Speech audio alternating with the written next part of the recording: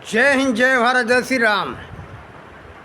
ये विषय होगा सनातन धर्म के प्रचार करने वालों के ऊपर हम कुछ कहेंगे। सनातन धर्म के प्रचार के लिए तो भारत में बहुत नए नए संस्था भी बन चुके हैं और प्राचीन जो है पंथ संप्रदाय तो है ही। सभी लोग अपने अपने को कहते कि मैं सनातन धर्म का प्रचारक हूँ, सनातन धर्म का उत्थान करता हूँ। लेकिन सबको ये बात पता नहीं है कि इनकी असलियत क्या है।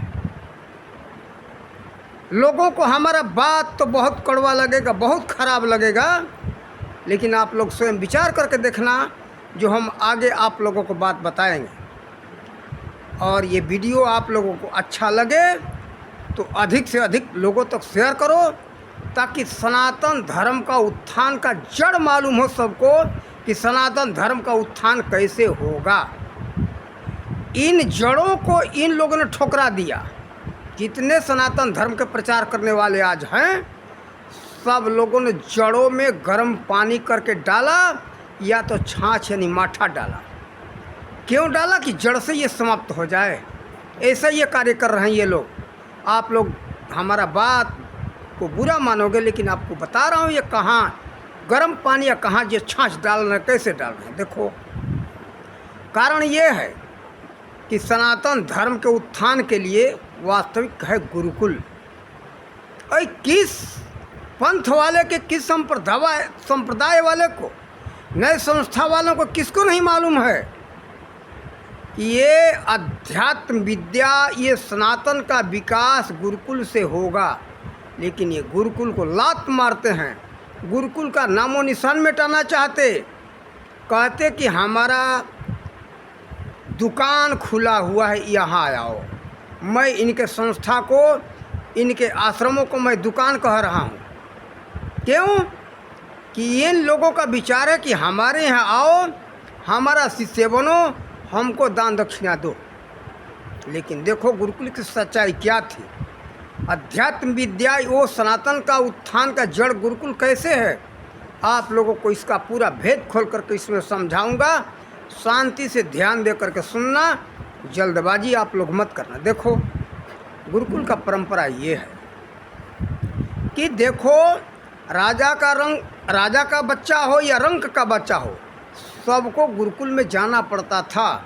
यहाँ तक कि देखो, महाराजा दशरथ जी के बच्चों को विचार हुआ पढ़ाने का, शिक्षा देने का, तो महर्षि वशिष्ठ जी से उन्होंने आग्रह किया कि आप इन बच्चों को शिक्षा दीजिए हमारे महलों में। तो वशिष्ठ जी ने मना कर दिया, साफ मना किया। कहा कि हे राजन, आपको अगर बच्चों का भविष्य दिखाई दे रहा है तो हमारे गुरुकुल आश्रम में भेजना होगा। ये महलों में शिक्षा देने से इन बच्चों का विकास, उनके जीवन का विकास, उनका भविष्य नहीं सुधर सकता है। अगर वास्तव में आप अपने बच्चों का भविष्य चाहते हो तो आप बच्चों को आश्रम में भेजो। आपको बताओ, बच्चों का भविष्य चाहिए, ताकि आपका प्यार चाहिए बच्चों से। आपका बच्चों से प्रेम है। लेकिन देखो, अगर आप प्रेम चाहते हो बच्चों से, तो दो में से एक को तो त्याग करना होगा। बच्चों से प्रेम करो या तो उनका भविष्य देखो। तो महाराजा दशरथ ने भविष्य देखा और बच्चों से प्रेम देखा, तो देखो कि दोनों में सबसे उज्जवल है उनका भविष्य। तब ये राजा दशरथ जी ने बच्चों से प्रेम त्याग करके थोड़ा दूर बनाए और आश्रम में भेजे वशिष्ठ जी के यहाँ। तो वशिष्ठ जी आश्रम में जा कर के वहाँ ये चारों राजकुमारों ने विद्या अध्ययन किया। ये राम जी सहित, राम, लक्ष्मण, भरत, शत्रुघ्न, चारों भाई वहाँ गए। तो देखो, उनका भी देखो। और वसुदेव जी भी राजा थे। वसुदेव जी के यहाँ तो कृष्ण का पालन नहीं हुआ, नंद जी के यहाँ पालन हुआ था। नंद जी भी एक राजा थे, लेकिन वो भी कहाँ भेजे बच्चा को कहाँ भेजे? उज्जैन में महर्षि संदीपनी के आश्रम में। क्यों? कि उनका भविष्य उज्जवल बने। तो उस गुरुकुल में क्या होता है? संपूर्ण जीवन उपयोगी शिक्षण प्रशिक्षण के साथ साथ उस स्नातन का शिक्षा दिया जाता है। और उनका क्या होता है? समय से सोना, समय से जगना।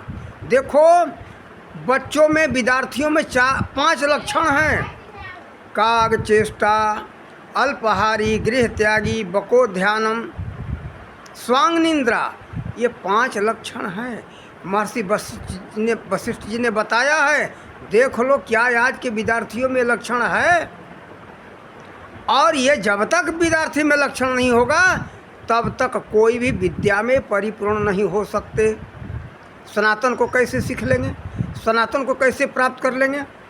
और ये क्या कर लेंगे? ये गुरुकुल ये आश्रम वाले और सनातन के प्रचार करने वाले आश्रम वाले हों, या कोई मठ वाले हों, या कोई नए संस्था वाले आश्रम वाले हों, कोई नहीं कर सकते।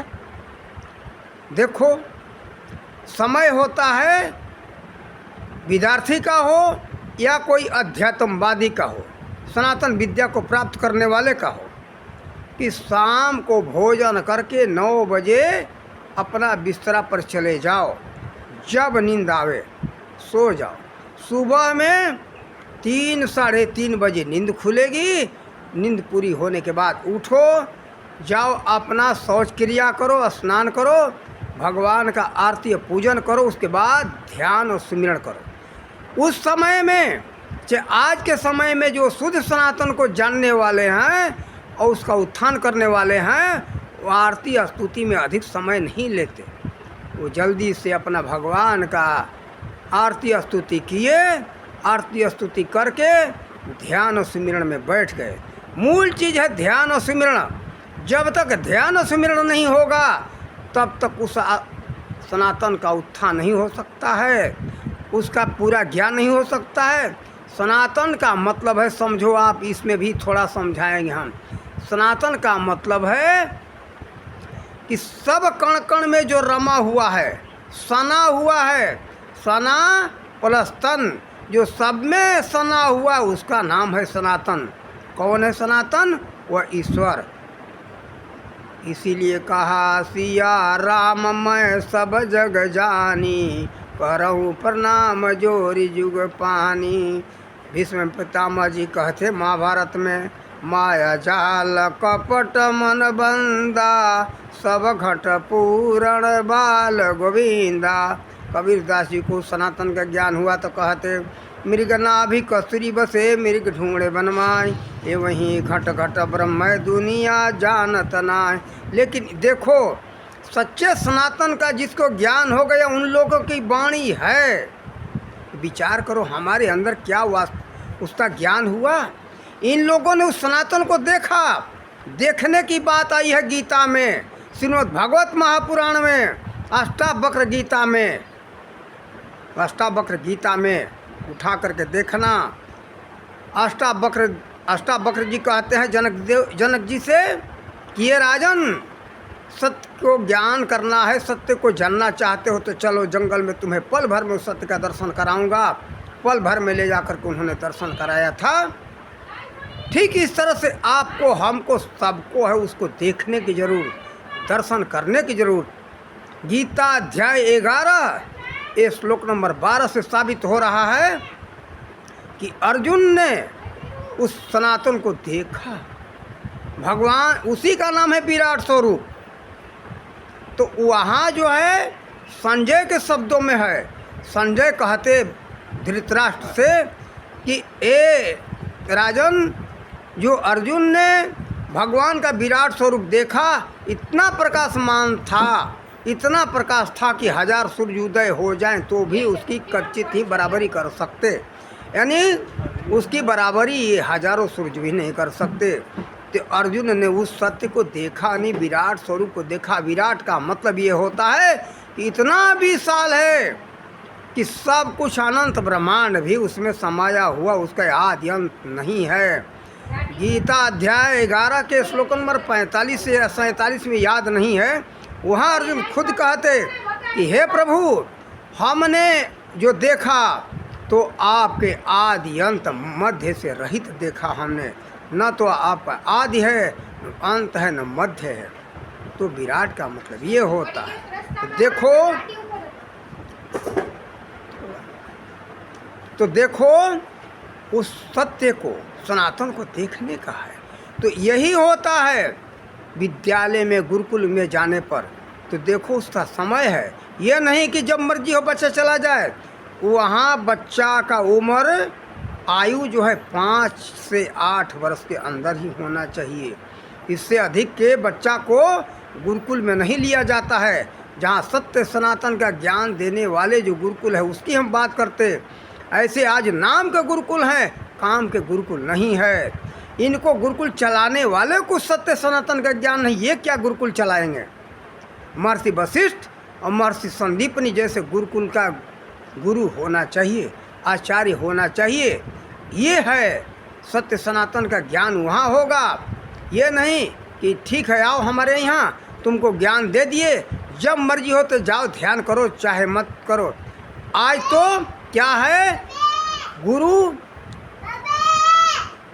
की परंपरा है कि रुपया धोती फाड़े में और चला जाए भाड़े में। ये हालत है आजकल। जितने गुरु लोग हैं, चाहे किसी की बात हो, रुपया धोती दो और तुम भाड़ में जाओ, तुम्हारे विकास से विनाश से हमें क्या लेना देना। आज ये लोभी लालची ऐसे कर रहे हैं। ये परंपरा सब जानते हैं कि गुरुकुल में विकास होगा, लेकिन गुरुकुल इसलिए नहीं चलवाते और खोलते ताकि सब लोग मजबूर होकर के हमारे पास आवें, हमारे यहाँ दीक्षा लें, हमारे यहाँ आएंगे तो हमें रुपया और धोती मिलेगा। बात यहाँ है। और ये सब जितने हैं सब एक ही चट्टे पट्टे के ये हैं, सब के सब, चाहे कोई भी संप्रदाय, कोई भी पंथ हो, नाम है अलग अलग लेकिन सब एक ही हैं। चाहे सोचते कि भाई चलो मजबूर होकर के जाओगे कहाँ, हम लोग तो दुकान खोल के बैठे हैं, जैसे डॉक्टरों का दुकानदारी है, हम दवा तो इसी रेट देंगे, ऐसे ही करेंगे। तुम्हें रोग निदान कराना है किसी के पास तो जाना ही पड़ेगा। सभी जगह ये हाल हो चुका है। तो आप लोग स्वयं विचार करो। इसीलिए आज हम इस वीडियो में हमने इसका भेद खोला और भी अच्छे ढंग से किसी वीडियो में बताएंगे। तो आज आवश्यकता है, आज इसी के लिए आज मोदी जी नई शिक्षा नीति जो 2020 में जलाए, यही उत्थान करने का उनका योजना है। शुद्ध सनातन जब तक हमारे समाज में विकास नहीं होगा तब तक नैतिकता आ नहीं सकता है। नैतिकता नहीं आएगा तो किसी भी तरह से भ्रष्टाचार को रोका नहीं जा सकता। सबसे मूल चीज़ है हमारे सबके अंदर नियत की है। हमारी नियत अच्छी होगी तो कानून का क्या काम। कानून तो कागज़ में पड़ा है, पड़ा रहने दो। आज हम बहुत लोगों को देखते हैं, एक अश्विनी उपाध्याय, चाहे बहुत लोग कहते भाई कानून मजबूत बनाओ। कानून क्या कर लेगा, कानून तो कानून के पुस्तक में पड़ा रहेगा। जज साहब को फैसला करना है, घूस ले लिए, घूस ले करके जो सत्य को असत्य कर दिए, असत्य को सत्य कर दिए। ये कार्य चल रहा है, चाहे सुप्रीम कोर्ट के जज हो, चाहे लोअर कोर्ट के जज हो, चाहे हाई कोर्ट के जज हो। तो यहाँ ये बात है। तो देखो कानून बनाने से कुछ नहीं होगा। सबसे आप सबको नैतिकता के ऊपर ध्यान देना चाहिए। जब तक वो सत्य सनातन का ज्ञान नहीं होगा, उस अध्यात्म का ज्ञान नहीं होगा, तब तक नियत ठीक नहीं होगा। जिसका नियत ठीक होता है, जो सत्य सनातन को दर्शन कर लिया, यानी परमात्मा का दर्शन कर लिया, तो देखता है कि जर्रे जर्रे में तो वह प्रभु ही हैं। तो जब प्रभु हैं तो किससे छल कपट करेगा। आजकल तो भाई भाई में छल कपट हो रहा है, बाप बेटे में छल कपट हो रहा है, कारण कि उस सत्य का ज्ञान ही नहीं है। सब लोग अपने अपने से अलग सबको देख रहे हैं। एक का दर्शन हो कहाँ से। आजकल जो बहुत लोग कहते सिया राम मैं सब जग जानी, लेकिन कथनी मात्र है, करनी में कुछ नहीं है। जब कथनी और करनी दोनों एक हो तब मैं उसको सत्य मानूं। सत्य तभी होगा कि जब उस सत्य का ज्ञान हो जाए। तब कथनी करनी दोनों एक होगा। आज इसकी आवश्यकता है। और आप लोग कहोगे कि तुम कैसे जानते हो, लेकिन प्रभु का कृपा था, इन्हीं दुकानदारों से हमको भी ज्ञान मिला हुआ है, लेकिन उस पर हमने अमल किया, चिंतन मनन किया कि कहाँ कमी है, कहाँ त्रुटि है। कई धर्म ग्रंथों का अध्ययन किया तो उन धर्म ग्रंथों से हमको ये चीज़ मिला। इन लोगों को सबको पता है कि गुरुकुल से इसका पूर्ण उत्थान होगा और समाज में नैतिकता स्थापित होगा। लेकिन आज ये लोग केवल लोभ लालच में पड़े हुए हैं, सोचते हैं कि मजबूर लोग रहेंगे तो जाएंगे कहाँ, आएंगे तो हमारे पास नहीं आएंगे तो उनके पास जाएंगे, तो दूसरे तीसरे चौथे कहीं तो जाएंगे। हम तो सब एक ही परिवार के हैं, सब दुकान चला रहे हैं, कहीं ना किसी की दुकान पर तो जा कर के तुमको लेना ही है सौदा। मजबूर हो जाओगे, कहीं दुख होगा, परेशान हो जाओगे, तो लोग हताश हो जाते हैं, तो परेशान हो जाते हैं। जिसको सोचते शांति मिलेगी, लेकिन वास्तव में शांति नहीं मिल पाती। और ये लोग, कुछ लोग हैं इसमें, उस ज्ञान का, अध्यात्म का सूत्र तो बता देते हैं थोड़ा सा, लेकिन पूरा उसका विशेषता नहीं बताते। इसका विशेषता क्या है उसका पूरा सूत्र नहीं बताते।